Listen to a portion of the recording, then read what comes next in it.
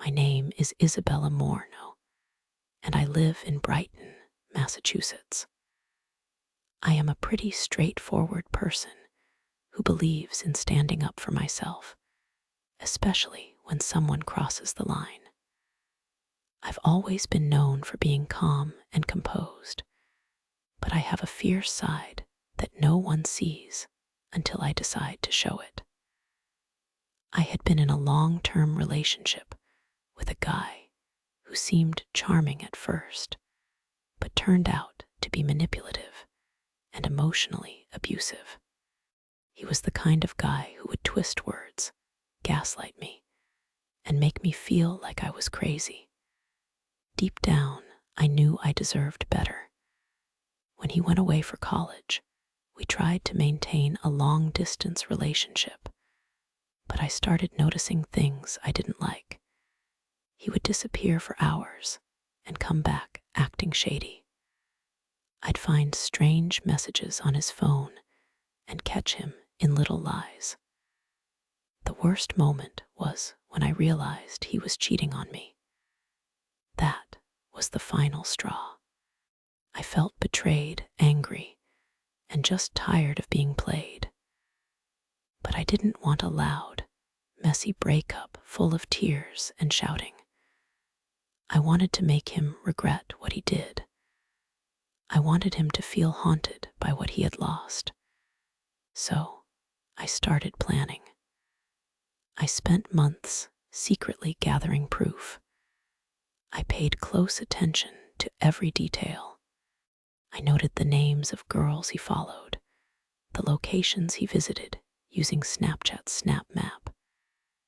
Even though he turned off his actual location for me, he somehow forgot that Snapchat still showed him if his settings weren't perfect. I memorized the bars he hung out at, nearby hangouts, mutual friends, everything. I kept notes, saved screenshots, created a file like a detective gathering evidence for a case. And then I made my move. I created a fake Instagram account pretending to be a frat guy from his college.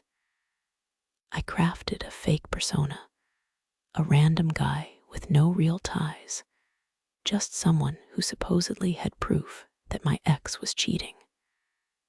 I started texting myself from that account, pretending to be this supposed stranger.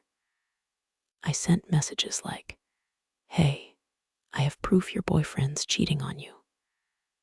Of course, I was behind it the whole time. When my ex saw it, he freaked out.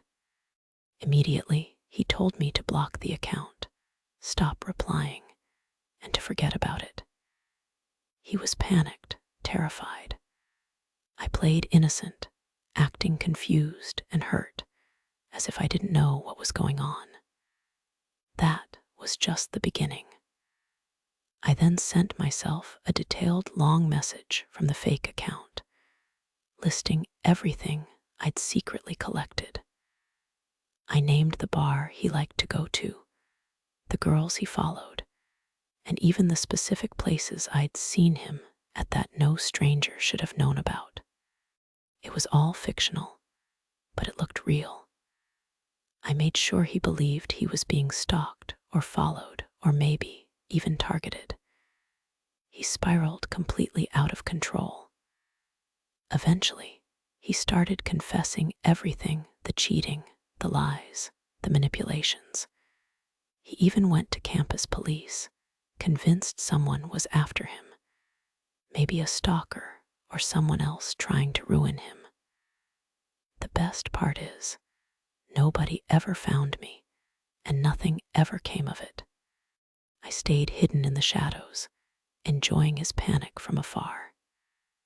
And now, years later, he still tries to reach out, sending long, dramatic messages full of apologies and regrets. He still doesn't realize it was me the entire time, the random frat guy who owned his fear, who made him believe he was hunted. I get to watch him squirm in the dark, knowing I got my revenge without ever raising my voice or breaking a sweat. That's power, and that's true justice.